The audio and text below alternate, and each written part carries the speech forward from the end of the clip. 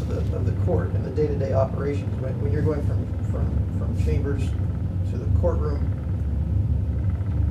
everything that you saw was professional and being done as it should be, while some of these other things were occurring, I guess is the question. From your perspective, it looked like this is a functioning properly. Well, in each of the instances that you mentioned, there's a redress of the aggrieved person or persons have, or public had a redress, and that is by the agencies that are involved in those cases.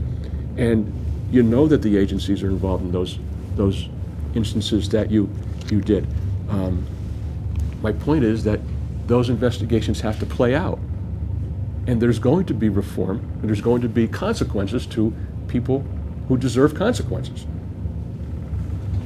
I want to, aside from Judges Conahan and Chivarella, have investigators interviewed you regarding the conduct of other judges on the Court of Common Pleas?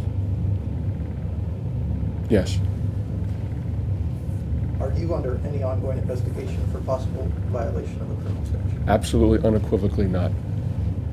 Can you tell us the judges? I just don't think that's proper for a number of reasons. Other questions? And it would not be plural, by the way. It's not plural. Other questions from the group?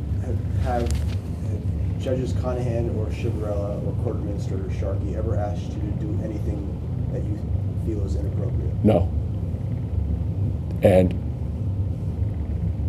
they know me. They wouldn't do that.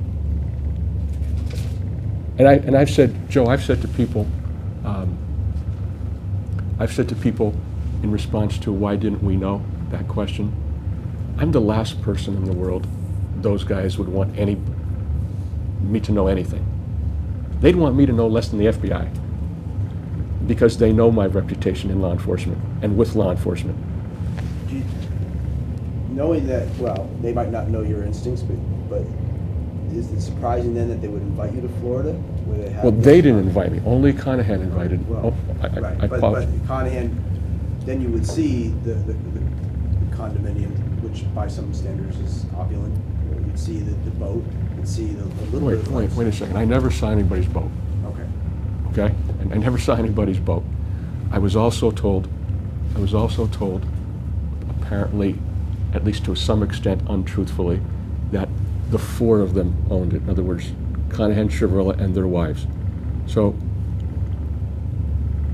is it one couple owning the condo, or it's two couples owning the condo? I mean, I certainly knew or would hear that Mike's wife is very wealthy, independently wealthy. Mark was a successful trial lawyer. Is it that far? And I certainly don't know their financing of that thing, or didn't know it. But I didn't see anything in Florida other than Mike's dishonesty with this person, his association with a convicted drug dealer that was illegal. Do you know what I'm saying?